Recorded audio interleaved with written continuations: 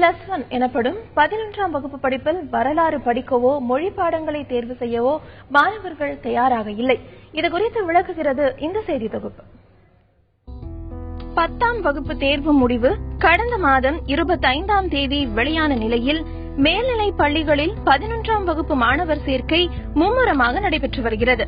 40க்கும் அதிகமான பாடப்பிரிவுகள் இருந்தாலும் குறிப்பிட்ட படிப்புகளுக்கே மாணவர்கள் முதலிடம் கொடுத்து வருகின்றனர்.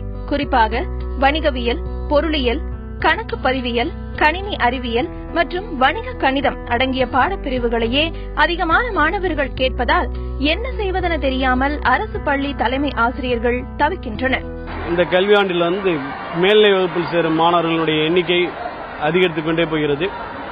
இங்கு அறிவியல் பாடப்பிரிவும் உள்ளது, கலை பாடப்பிரிவும் உள்ளது. அறிவியல் பாடப்பிரிவில் கணிதத்தை சார்ந்த ஒரு பாடப்பிரிவும் உள்ளது, கணினி அறிவியல் சார்ந்த பாடப்பிரிவும் உள்ளது. அது மாதிரி கலை பிரிவில் economics, accountancy, commerce, business maths. இதில் ஆல்டர்னேட்டிவா அந்த பிசினஸ் மேத்ஸ் பதிலாக கணினி அறிவியல் இருக்கக்கூடிய அந்த கலை பிரிவு இருக்கு. இதுல ஏராளமான மாணவர்கள் எப்படியாவது நாம சேர்ந்து இந்த கலைப்பிரிவு பாடத்தில் எடுத்து நம்ம ஈஸியா தேர்ச்சி பெற வேண்டிய எண்ணத்துல நிறைய மாணவர்கள் இங்க சேரத்துக்கு முயற்சிக்கிறாங்க. சென்னை மாநகராட்சியின் கட்டுப்பாட்டில் வரும் சென்னை பள்ளிகள் பலவற்றில் வணிக கணிதம் பாடம் அடங்கிய பிரிவு இல்லாததால் இந்த பள்ளிகளில் படித்து 10ஆம் வகுப்பு தேர்ச்சி பெற்ற மாணவர்கள் அரசு அல்லது அரசு உதவி பெறும் பள்ளிகளுக்கு செல்லும் நிலை உள்ளது. எனவே சென்னை பள்ளிகளில் வணிக கணித பிரிவை தொடங்க அரசு முன்வர வேண்டும் என்பது பெற்றோர்களின் கோரிக்கை. என் பையன் புலியூர் கார்பரேஷன் ஸ்கூல்ல படிக்கிறான் சார். +1க்காக நான் போய் சேர்க்கறதுக்காக போயிருந்தேன். அங்கே பிசினஸ் மேக்ஸுக்காக என் பையனுக்கு சேர்க்கறதுக்கு போனதுக்கு அங்கே பிசினஸ் மேக்ஸ் எல்லாம் கொடுக்க மாட்டேன்னு சொல்லிட்டாங்க சார். அப்படி சப்ஜெக்டே இல்லைன்னு சொல்லிட்டாங்க. அதனால நான் இங்கே கவர்மெண்ட் ஹை ஸ்கூல் கோடம்பாக்கத்துக்கு என் பையனை இங்கே சேர்த்தேன் சார். என்ன மாதிரி நிறைய பேர் அங்கே பாதிக்கப்பட்டிருக்காங்க.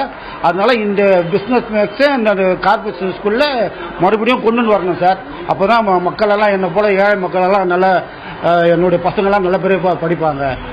உயர்கல்வியில் மருத்துவம், பொறியியலை தாண்டி பல பாடப்பிரிவுகள் இருக்கின்றன.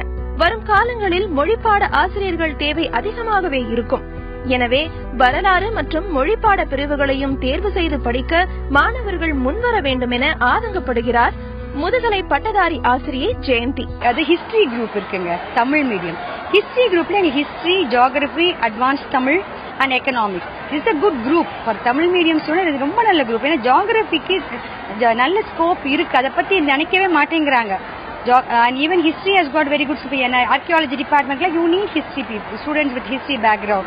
So BA history க்குலாம் demand இருக்கு. And again those who want to do IAS and all இந்த மாதிரி group எடுத்தாக்க it be easy for them to get into.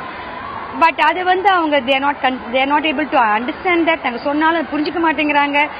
that they think like no we are against them.